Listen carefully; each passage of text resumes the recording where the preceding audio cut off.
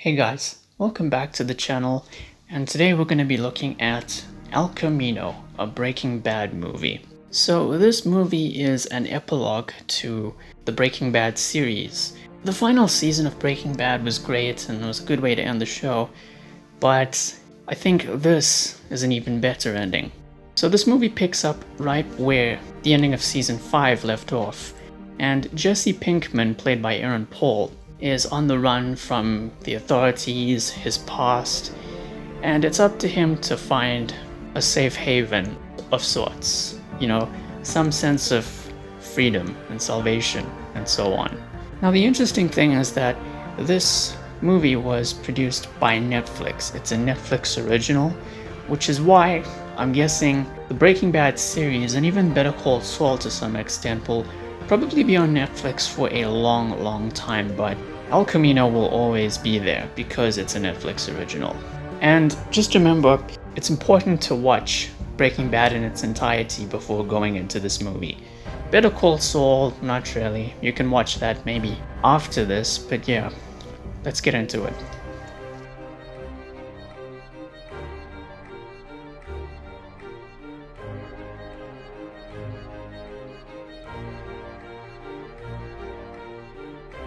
So firstly, this movie was written, directed, and produced by Breaking Bad creator Vince Gilligan, and he does a wonderful job at bringing the neo-Western or modern Western, as he calls it, aesthetic of Breaking Bad to this movie. It translates very well from TV to cinema. Aaron Paul's performance was what really carried this movie. You know, in the first half, his dialogue is extremely limited, making every line that he has all the more impactful.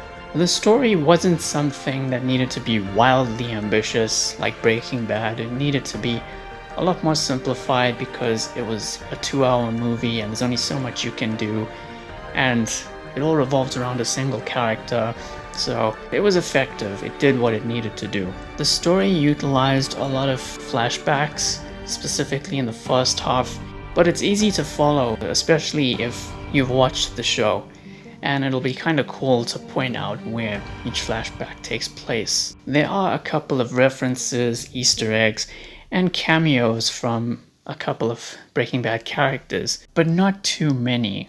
Otherwise, the movie will stop being a movie and more of a platform for fan service. But it's just enough so that it can please the fans but still stand on its own. For example, Skinny Pete and Badger are back, and they're just as hilarious as they were on the show. Todd from season 5 is in a couple of flashbacks that take place in season 5. The musical score was good as always because they brought in the original Breaking Bad composer Dave Porter, and he does his job with flying colors yet again.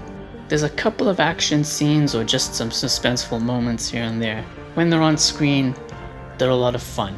The cinematography was fantastic. There's a lot of memorable shots, good compositions, and it's all because of Vince Gilligan.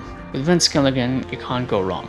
Some of the classic Breaking Bad dark comedy is in this movie, and it was really effective. It was well written, and there wasn't too much of it to detract from the film's dramatic nature. The actual send-off for Jesse, I thought it was well handled, and it ties in with a certain character from season 5 of Breaking Bad, Ed Galbraith, I believe that's his name. He was played by the late great Robert Forster, may he rest in peace, and he returned to reprise the role one last time.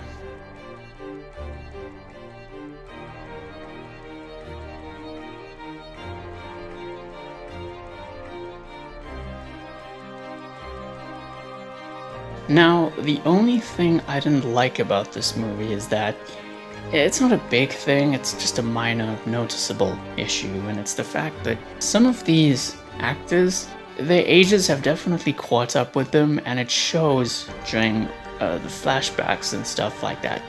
There's one or two of them with Jesse that take place early on in the Breaking Bad series. That's where those flashbacks are supposed to fit in, and you can tell it's hard to cover up how much he's aged over the course of 10 years or so. So yeah, that was just a very noticeable thing. And also, Jesse's beard that he grew in season 5. At the beginning of the movie, it's a bit longer than it should have been, and some of the scars that he has, they don't quite match up with the ones that he had in Breaking Bad.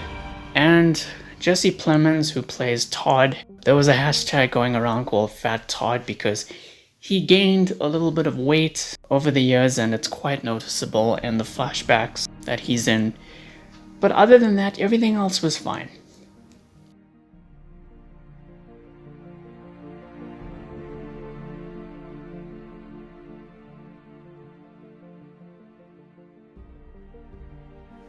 So yeah, that was my review of El Camino, a Breaking Bad movie. It's possibly one of the best epilogues to any TV show ever. And now it's one of my favorite movies ever. So next time, I was going to begin my Better Call Saul retrospective, but I thought until we get a genuine release date for the final season, I'll put my retrospective series on that show on hold for now and maybe do something different. Maybe I'm going to talk about my heavy metal fandom, just everything about it, my favorite genres, bands, albums, and stuff like that. So yeah, thank you all for watching. Please be sure to like the video, share it and subscribe, and hit the notification icon. Be safe during this time, and I'll see you soon.